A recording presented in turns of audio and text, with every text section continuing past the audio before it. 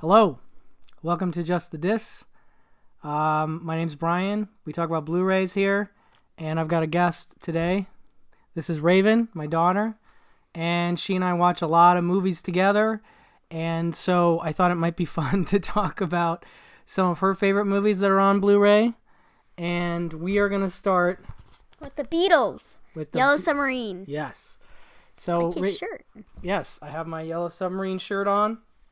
So Raven, tell them what are some things you love about Yellow Submarine? I love the art style, and I love all the songs. I can name like 5 off the top of my head. What are the songs you can name that you love? I love Eleanor Rigby. I love like Yellow Submarine. I love Nowhere Man, and I'm thinking of everyone. All You Need Is Love. Oh yeah. Those are all good songs. And you said you like the animation style? I love the animation style and all the cool, like the animations. I just love that so much. And I like all the cool creatures and, like, the monster scene. Do you like the blue meanies? Yeah. Yeah, those are fun. They give me weird vibes, though. I don't know why. I agree. They definitely give weird vibes. But they say it reminds me of Disney and, like, the thing that we watch. But it doesn't remind me of Disney at all. No, remember what they were saying is actually one of the features on here is this... Mod Odyssey featurette, and that is like about 7 minutes, and I think it's of the period where they talk about how the film was made. They show the animators, and they talked about how the Beatles were worried that they were going to be Disneyfied, and obviously that didn't happen. If you can see in this doesn't feel like Disney. No, it doesn't. Even the art style doesn't feel like Disney. Not at all, right? I just realized how they made, like, the thing. I thought it was, like, drawn like digital, but it wasn't, and that's super cool. And it's like stop motion, but different a little bit. Yeah, you like a lot of animated stuff. Yeah, it's very much photographs of cells, plastic cells, and you get to see some of that in the documentary. This also has a cool commentary track from John Coates with additional contribution by Heinz Edelman. I think John Coates was like, he said he was basically like the line producer, and we were listening to some of that track today, but how many times do you think you've seen Yellow Submarine? Oh, God. Probably more than 20. Yeah, you've seen it a lot, huh? Yeah. But this Blu-ray looks so good. If you don't have this, I think it might be harder to get now, but it is such a good-looking Blu-ray, and I know that you've loved it for many years. I mean, it's not hard for you to get Blu-rays. It's true. It's not hard for me to get Blu-rays. But anyway, so this is a big one for her, and it got her into the Beatles, and so if you have a child that you think might respond to animation and the Beatles, this is a good way in. Like, I love stop motion animation or anything that connects to that somehow, like Coraline and Halloween Before Christmas. Dang it, Christmas Before. Nightmare Before Christmas? For some reason, I can't get that name right. It's okay. And I don't know why. It's all right. So, yeah, you were talking about Coraline. Obviously, Paranorman is not... That used to scare me, but now it doesn't. I mean, that's not one of her favorites, but Coraline is definitely one of her favorites. And here we have I think they deserve a part 2, but no one's going to do that. She keeps asking me all the time, like, why haven't they made a Coraline part 2? And I'm like, well... I don't understand. I left so many details off. I know. They didn't... I'm not going to get into it, but there's so many things. So anyway, this is a Blu-ray 3D version. This is an import, and I believe it's all region. But anyway, tell them why you love Coraline is another one of your favorites. I love Coraline because like I love how they do stop motion animation. It's so cool, and they deserve so much more love for anyone that does that because it takes so long. And I just love the character and the storyline. Like I like how the Beldam, she has this, it's a small door, and I like the one thing I don't understand. Explain the door. What door? The door it's in like this little living room thing, and it's basically an upside down world to that. So like there's a painting in that room that has the boy like sad about his ice cream, but in the other one he's happy and the ice cream isn't on the floor, and she noticed that right away. And I feel like I wouldn't notice that, but also I feel like if I saw someone with button eyes, I'd be like, I'm going back to that hole. Yeah, no. I'd be like, nah. I remember one of the questions you asked us early on when we showed you this is like, are you my other mother? Are you my other father? And that was when we were like, okay, maybe we should put Coraline away for a little while. But since it's become like one of your absolute favorites, you've seen this more than 20 times, I bet. Yeah, probably. Yeah, no, it's super fun. Like if you had to explain the story of Coraline, like kind of what happens in the movie? I'd say that they moved to this place called the Pink Palace, and she wants to meet, I think she meets the neighbors, and like she meets this person called Wyborn when she's trying to be a water witch of some sort. I never heard that until then. But there's like the well, and she looks for it, and Wyborn, and then she's kind of being rude to him for no reason at all besides his name. But then she finds the door, and she's like, huh. And their mom and the dad are like, they're doing something, and they're working on a catalog. Yeah, a catalog, and then like they hit this truck and stuff. There's a bunch of stuff that they were doing. So she's like bothering them, and then she's like, you didn't lock the door, and she's like, we had a deal. And she gets all mad. And a lot of the characters are really passive aggressive for no reason besides storyline. So she goes through the door the first time, and she's like, "You're not my mother." You don't have to tell the whole story, like broad strokes. Oh, like sorry. Basically, what happens? Basically, she goes in like three or four times, and the last time into this other she world gets trapped in her own and house. so when she right? goes to sleep, she wakes up in the other world. So she's like, "Dang it!" And she thinks it's so good, but it's not really that good.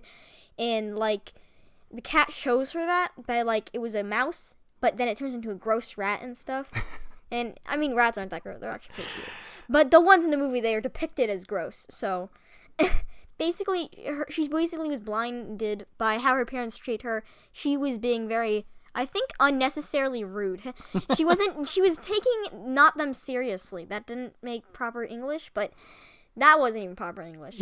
But basically, she thinks it's all good, but it's really not. And then she gets stuck there. She finds this, like, a bunch of her neighbors help her. And then not a bunch, like 3. But then she goes there. She gets all the ghost eyes. I don't want to spoil it. Okay, you're going too far. But basically, she goes into another world, and then she's upside down world. Yes, basically, yes. if you've seen Stranger Things. Okay, so anyway, that's Coraline. But that made me think of. So here's another stop motion animation film that you love. Oh yeah. Wait, right? I've never seen that Blu-ray before. Oh yeah, we haven't watched this one on Blu-ray as much. Maybe we've been watching it digitally too much. We should watch it on this Blu-ray. I feel offended. I'm offended to myself. I'm offended. But anyway, yeah. So this is the Blu-ray for. I just love how they do the fur. I actually don't watch this too much. This is the inside of this one, and it's got like a cool. I don't know if it's the same tree. people. I don't know if the same people that made this, but Isle of Dogs. I really like that. It is the same. Like, yes. Yeah, I was gonna say because they do the fur and like the same. I really like that. I think it's really cool. There's all the figures and stuff.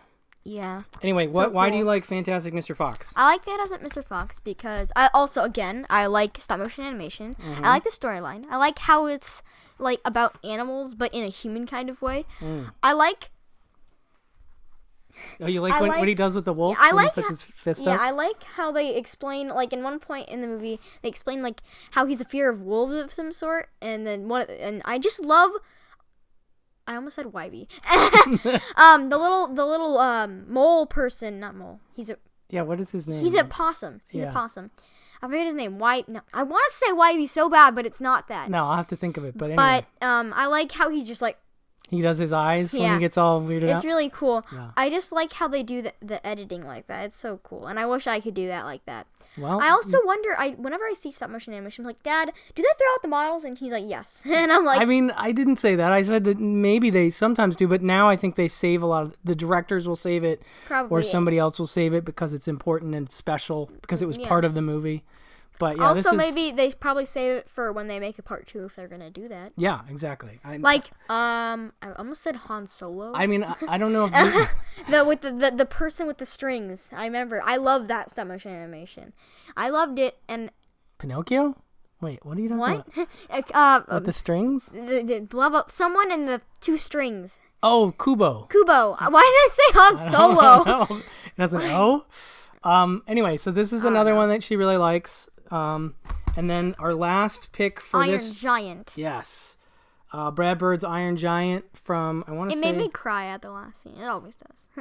This is from 1999, so a good 10 years before you were born. Still a pretty good... So what? It's still pretty good animation for something that old. Oh, that old. Oh my gosh. Oh my gosh. Okay. So what's the general story of Iron Giant? Story? Again, without spoiling the whole thing. Okay, I'll try my best. Broadly. So there's this little boy, and he has a thing for pets. So he finds this giant robot in the woods, and he tries to tame him, if you would. And he tells him about humans and stuff, and he came from the sky. He's like Superman. And then he has this thing where his eyes go red, and it's like his activation thing. It's like when he goes into weapon mode. Kinda, yeah. And he's saying that guns are bad, and he's like, guns are bad. And then he turns into a gun. The irony is iron. But the government is kind of after him because it's like I just hate that stupid redhead person. I wanted to punch him in the face. Yeah. He's like, oh. It's not nice to punch people, but I know. But yeah, the irony is iron. Yeah, so it's like this kid trying to cover up that he's got this giant robot from space as a friend. And there's this loony person, and one of the person I want to say Steve, but it's not. That's the not guy his name. on the boat. Yeah, that Dave. Sees him. I don't know. I don't think it's Dave. No, the other. Emmett Walsh is the voice. You don't know who that is. No, the dude with the little goatee. Thing. Yeah. That's yeah. I forget. Dave. I don't know. All right. I don't call him Dave. He has saves him. Junkyard where he makes with art metal art. Metal art. Yeah. But anyway, this one Mortal. I don't know.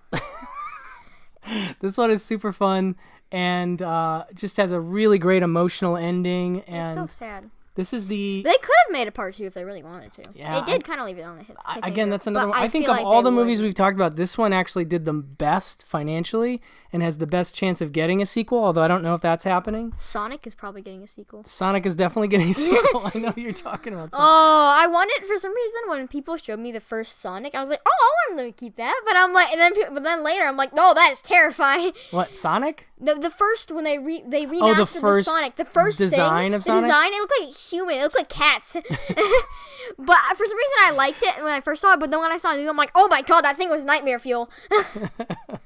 So this is human with a hedgehog body. This is the signature edition of the movie, and so you have it has the Giant's Dream, a brand new documentary about. I like his jaw. Yeah, I do too. Documentary about how the film wound up being a box office disappointment, only to become regarded as a classic a decade after its initial release. We should watch that soon, actually. We haven't watched that as much as this is another movie you've probably seen 20 times. Okay, somebody's getting tired. Sorry. So we're going to end this video, but these are just a few recommendations from... I definitely recommend Yellow Submarine if you like a lot of colors and a cool animation style. And I also recommend Fantastic Mr. Fox for people that really like quotes. They have a lot of quotes in that movie it's really emotional at the end. It's kind of funny. It's really funny. It has a good sense of humor, I think. I like Bogus Bunsen Bean. One fat, one sleep. Okay, all right. When I said about singing, we're not singing in this. Okay. Okay, anyway, thank you, everyone. Hopefully you enjoyed this. We'll probably do some more videos with Raven talking about some of her favorite movies because I think there are some folks out there who have children and maybe are looking for recommendations, and maybe there's one of these that I think the scariest one is probably the zombie one, but that's also not that scary. It's kind of like... Paranorman? Yeah. Okay, we're not specifically talking about Paranorman, but it just happens to be part of this disc. That is a scarier movie. Coraline is a little scary, but it's more like the creepy factor than scary. Yeah. It's like scary in the way that's like not scary in the way it's like creepy in the way that's like I don't even have a word for it. It's just like creepy in the way that you'd think like if someone turned off the lights when you're walking down the hall. Not like scary like jump scares and stuff. It's not like that.